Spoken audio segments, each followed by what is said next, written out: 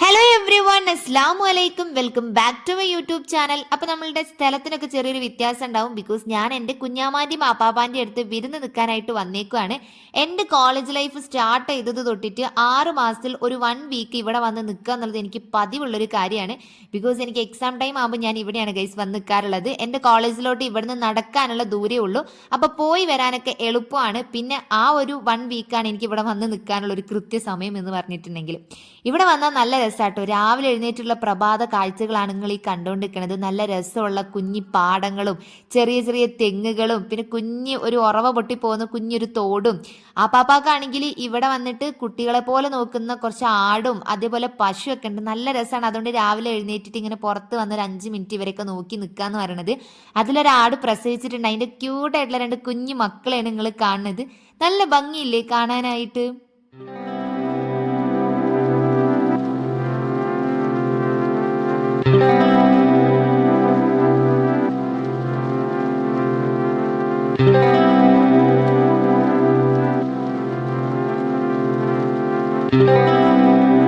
ഇവിടെ എല്ലാവരും അതിരാവിലെ എഴുന്നേൽക്കും. അപ്പൊ രാവിലെ തന്നെ ഭക്ഷണമൊക്കെ കഴിച്ചു കഴിഞ്ഞിട്ട് ആടിനും പശുവിനൊക്കെ പുല്ലെടുക്കാനായിട്ട് പോകും. പൂമോളും കുഞ്ഞാണെങ്കിലും മദ്രസയിലോട്ട് സ്കൂളിലോട്ടൊക്കെ ആയിട്ട് നേരത്തെ തന്നെ ഇറങ്ങും. പിന്നെ ഞാനും കുഞ്ഞാമ്മയും ഒറ്റയ്ക്ക് ഇരിക്കും. അതുകൊണ്ട് തന്നെ കമ്പാരിറ്റീവ്ലി എൻ്റെ വീട്ടിൽ നിന്ന് ഫുഡ് കഴിക്കുന്നതിനേക്കാൾ ഒരുപാട് നേരത്തെയാണ് ഞാൻ ഇവിടുന്ന് ഫുഡ് കഴിക്കുന്നത്. പിന്നെ ഡ്രസ്സൊക്കെ മാറി സെറ്റായിട്ട് നമ്മൾ കോളേജിൽ പോകാനായിട്ട് ഇറങ്ങാണ്. 2-3 ദിവസമായിട്ട് രാവിലെ നല്ല മഴയായിരുന്നു. പക്ഷെ ഇന്ന് തൊട്ട് നല്ല വെയിലുണ്ടായിരുന്നു. അതുകൊണ്ട് ഞാൻ രക്ഷപ്പെട്ടു. ഇവിടുന്ന് അങ്ങനെ കോളേജിലോട്ട് ഒത്തിരി ദൂരമൊന്നുമില്ല. അതുകൊണ്ട് നടന്നു പോകാവുന്ന ദൂരേ ഉണ്ടായിരുന്നുള്ളൂ. അപ്പം ഞാനങ്ങനെ നടന്ന് ആടിപ്പാടി പോവാണ്.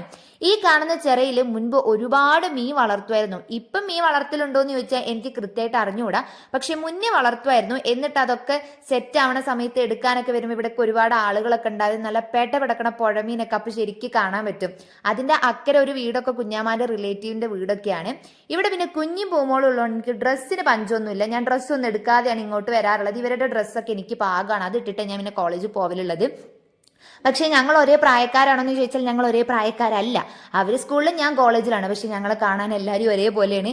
അതുപോലെ ഇപ്പോഴും കുട്ടിയായിട്ട് തോന്നുന്ന ആരെങ്കിലുമൊക്കെ ഉണ്ടെങ്കിൽ കമൻറ്റ് ചെയ്യാനായിട്ട് മറക്കണ്ട ഗൈസ്. പിന്നെ നമുക്കിന്ന് കോളേജിൽ ഉച്ച കഴിഞ്ഞിട്ട് പ്രത്യേകിച്ച് പരിപാടികളൊന്നും ഇല്ലായിരുന്നു. നമുക്ക് 2 ദിവസം കഴിഞ്ഞിട്ടുണ്ടെങ്കിൽ പ്രോഗ്രാം ആണല്ലോ. അപ്പം അതിൻ്റെ ഒരു ഡാൻസ് പ്രാക്ടീസും കാര്യങ്ങളൊക്കെ തന്നെയായിരുന്നു ഇന്ന് മെയിനായിട്ട്. അല്ലാണ്ട് നമുക്ക് രാവിലെ കുറച്ച് നേരം ക്ലാസ് ഉണ്ടായിരുന്നു. പിന്നെ ഡാൻസ് പഠിക്കൽ ഒരു ടാസ്ക് തന്നെയായിരുന്നു. കാരണം അടുത്ത ദിവസത്തെ പരിപാടിക്ക് നമ്മൾ പിറ്റേന്ന് ഇന്നാണ് തട്ടിക്കൂട്ട് എന്തൊക്കെയോ ഡാൻസ് ഒക്കെ പഠിച്ചത്.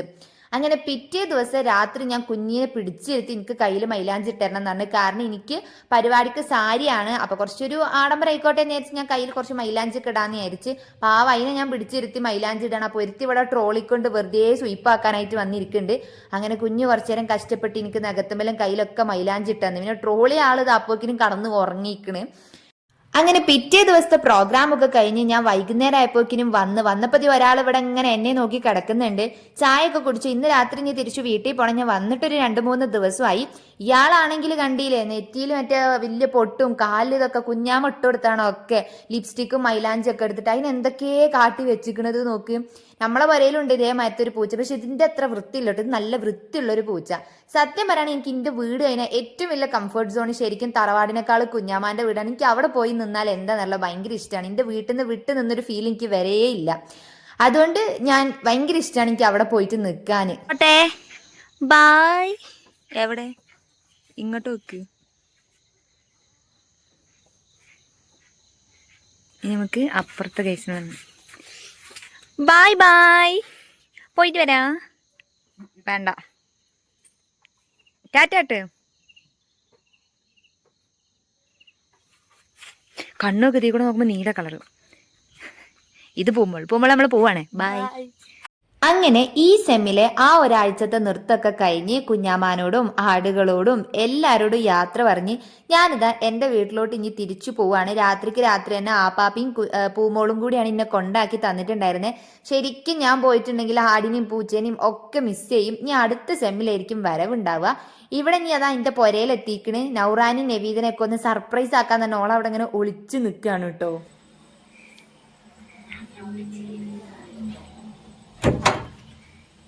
This is mommy. This is Nevita. Apa boleh?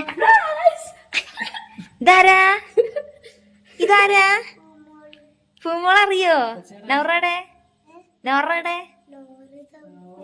നറ കാണിച്ചെടുക്ക് surprise ആക്കി തരാം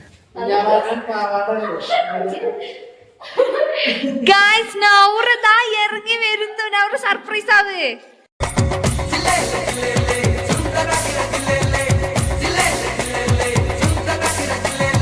സർപ്രൈസ് ആവണേ റെഡി 1 2 3 സ്റ്റാർട്ട് വാ